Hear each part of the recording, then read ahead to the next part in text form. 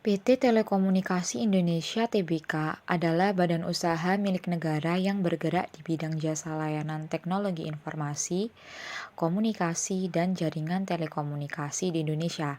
Telkom IPO pada Bursa Efek Indonesia pada tanggal 14 November 1995.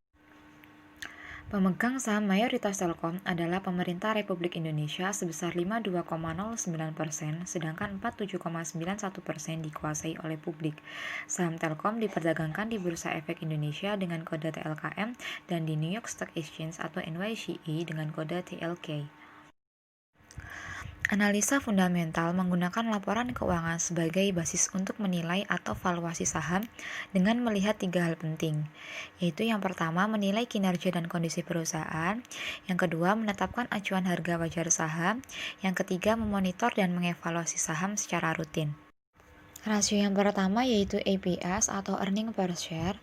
Rasio ini mengindikasikan berapa rupiah yang dihasilkan dari setiap lembar saham milik kita. Idealnya, perusahaan yang baik itu EPS-nya terus bertumbuh dari tahun ke tahun. Rasio EPS milik Telkom ini dari tahun 2014 sampai tahun 2020 berjalan, nilainya fluktuatif.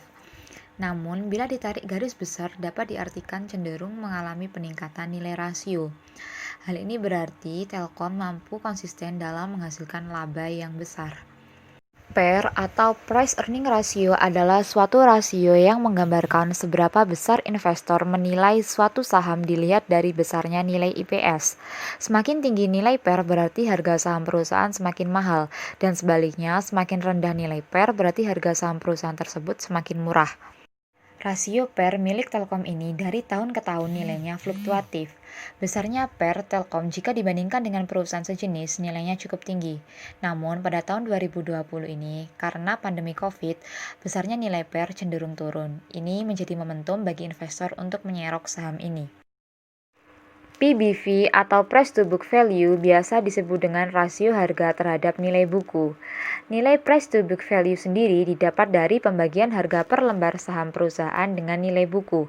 Perusahaan dengan PBV di bawah 1 dianggap sahamnya murah, sedangkan rasio PBV di atas 1 sahamnya dianggap mahal.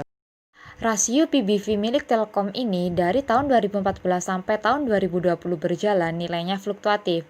Namun yang paling terlihat dari tahun ke tahun besarnya rasio PBV lebih dari 1, sehingga menunjukkan harga saham Telkom ini relatif mahal dibandingkan perusahaan sejenisnya.